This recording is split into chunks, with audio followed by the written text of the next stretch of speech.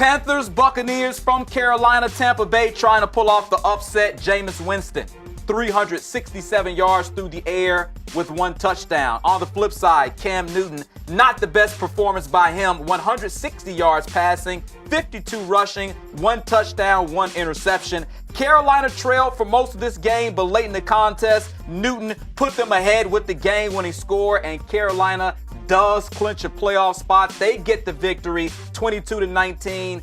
Next week, Carolina closes out the regular season with the game against the division opponent, the Atlanta Falcons. Yep. We know Atlanta trying to clinch a playoff spot as well. Where do you see Carolina fitting into this playoff mix in terms of how dangerous they are? They're pretty dangerous, but they're just too inconsistent for my liking. As far as I handicap the NFC, they're a second-tier team.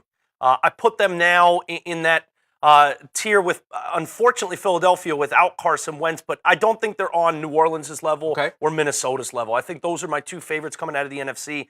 You never know with Carolina. I mean, they looked like garbage in the first half. They had 7 total yards in the first quarter, 78 yards in the entire first half. It's the smallest yardage output in a half since Cam Newton took over as the starting quarterback of this team. But that's par for the course for this team. You know, they can look as ugly as can be. They can get nothing going with any sort of offensive rhythm. And then it's like they just snap into it. And you look at the box score, Jameis has a better game from a quarterback standpoint than Cam, but Cam comes up with some big plays, breaking the pocket, using his legs.